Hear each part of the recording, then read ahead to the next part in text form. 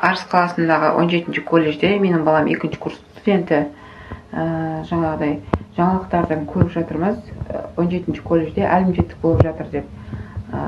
Менің балам 1-ші курста да олай айтып келмеген.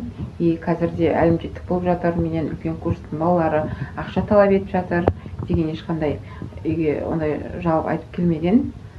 Жалпы мен жаңалықта болып жатқан жағдайларды жалған ақпарат деп ойлаймын.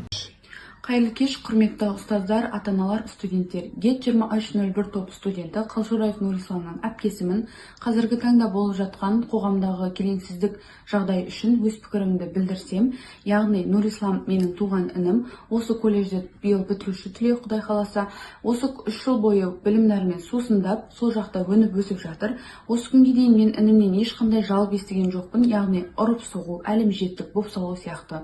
Және де осы жағдайдағы айтылып жатқан жаман пікірлерге мен келіспеймін. Мен Күлбаева Динара Ашырбайқызы, осы 17-ші колледжде менің ұлым оқиды, үлкен ұлым да бітірген.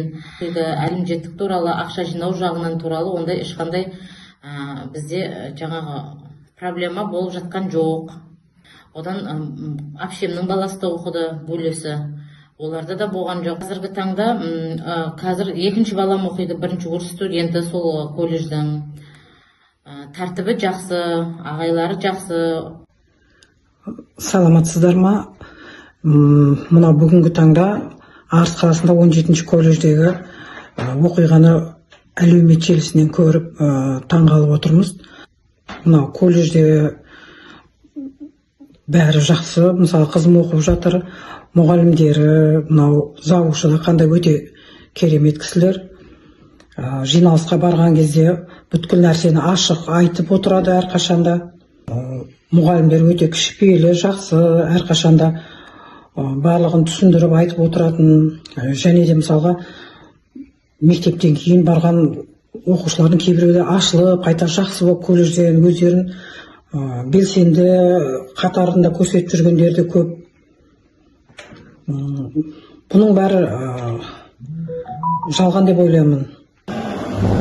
Арыс қаласындағы нөмір 17-ші колледждің атына жалған ақпарат келіп жатқанын естіп жатсыздар. Мен енді қатты сенбеймін ондай жалған ақпаратқа. Ешқандай да бір жағымсыз ондай оқиға болған емес осы күнге дейін. Қанша қайныларымыз да оқыды, және өзімнің балам қазір 3-ші курс оқып жатыр. Жаңағы тікелей жауабымыз да жоқ, ешқандай шағымыз да жоқ ол колледжге. Саламатсыздар ма? Мен Арыс қаласындағы нөмір 17-ші колледждің 2-ші курс студенті Жамалбек Басқаның анасымын.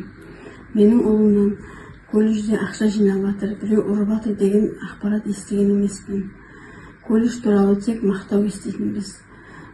Және осы уақытқа дейін ұлым ешқандай жауап айтпаған. Ұстаздарға тек алғысымыз шексіз. Бұл жалған ақпараттарға сенбеңіздер. Мына 17-ші колледжге жабылып жатқан жаланың бәріне мен сенбеймін. Шүкір Аллаға, менің өрді ұлым 2 жыл оңай оқып, помощник машинист бітіріп, қолына дипломын алып, қазір әскерге кетті. Ондай ешқандай ақша жинау, әлімжеттік деген нәрсе болған емес. Өзім ондай ешқандай нәрсе естіген емеспін. Аллаға шүкір, білімімізді алып, дипломымызды алып, Алла қаласа сол жерден жемісін жейміз деп отырмыз сол дипломнан. Қазіргі таңда мысалы менің 2-ші қызым да сол жерде, 2-ші курс студент. Ол қызымда да ешқандай ондай пара беру, ақша жинау, счетчик қою деген ондай нәрсенің бәріне мен сенбеймін. Естіген де емеспін. Бұндай қанша адамға, балаға білім беріп жатқан жерге ондай не жаппаңыздар.